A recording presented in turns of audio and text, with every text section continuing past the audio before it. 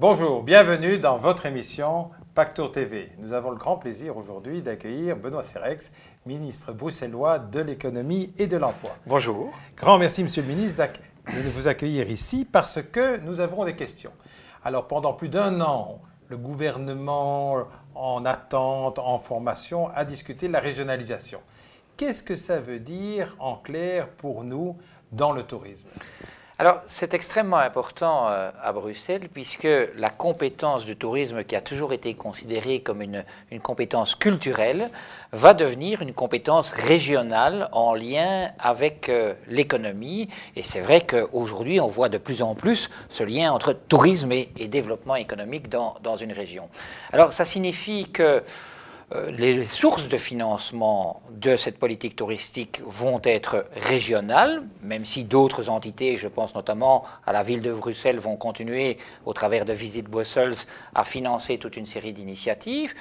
D'autre part, ça nous évitera des recours éventuels lorsque, à partir de la région, on voulait mener des politiques de dynamisation touristique, des recours sur la base du fait qu'on aurait outrepassé nos compétences.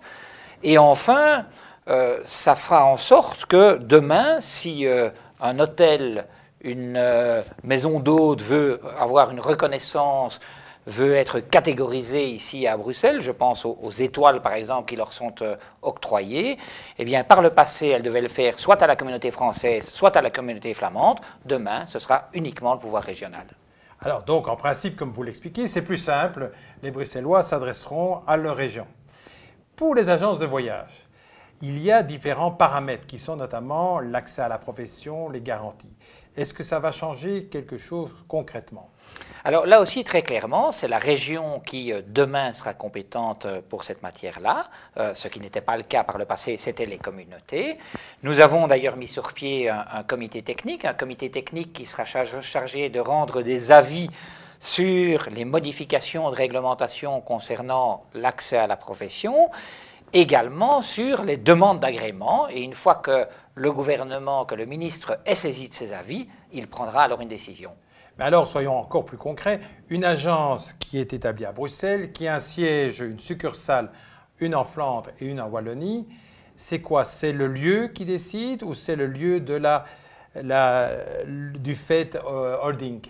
Alors, c'est le lieu du siège social qui s'applique, et donc la législation du lieu du siège social, sachant que pour les succursales qui seraient situées en Wallonie ou en Flandre, les législations wallonnes et flamandes s'appliqueraient.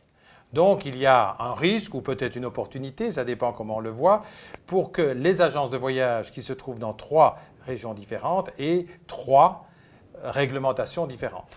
Alors on a, à Bruxelles, en tout cas, beaucoup travaillé sur l'harmonisation et la simplification des réglementations. Je veux dire, aujourd'hui, il y a assez de complexité réglementaire dans notre pays, donc on a travaillé sur une harmonisation des législations, même s'il existe encore un certain nombre de différences. La réglementation européenne aussi, en matière d'accès à la profession, en matière de liberté de circulation, d'installation, nous impose également cette harmonisation, donc ça va dans le bon sens. Mais il existe encore un certain nombre de différences. Et nous essayons à Bruxelles, au travers de notre législation, et on le fera aussi au travers de nos arrêtés d'application, d'être les plus attractifs en matière d'accueil des agences de voyage. Alors, sur cette bonne nouvelle pour les Bruxellois, est-ce que dans cette complication, il n'y a pas l'idée d'avoir une simplification, un guichet unique où on puisse s'adresser et avoir l'ensemble des réponses à toutes les questions? Est-ce que vous avez cela, une espèce de porte d'accueil?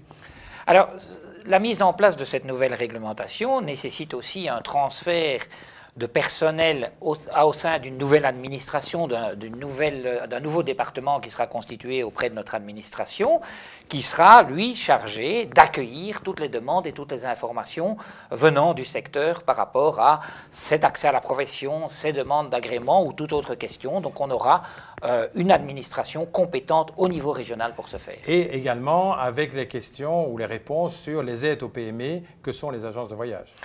Très clairement, donc les agences de voyage sont des acteurs économiques comme d'autres, extrêmement importants à Bruxelles, et d'autant plus quand on voit comment ce développement touristique se développe aujourd'hui dans notre région. Et donc les aides, ce qu'on appelle les aides à l'expansion économique, aides à l'investissement, aides à la consultance, sont également ouvertes à ce secteur. Alors on parle beaucoup dans les agences d'Internet. Et donc, prenons toujours un cas bien précis. Une agence bruxelloise envoie un mail à toute la Belgique et vend ses voyages ou ses propositions de voyage par Internet. La législation, les règlements, c'est le lieu où se trouve le client ou c'est le lieu où est établie la facture?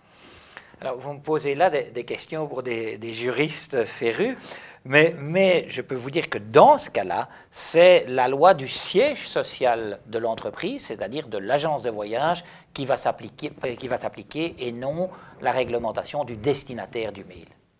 Eh bien, parfait.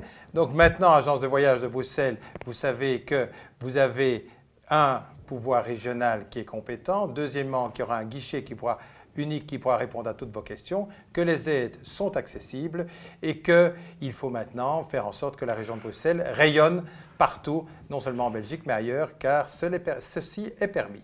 Merci, Monsieur le Ministre. Merci à vous.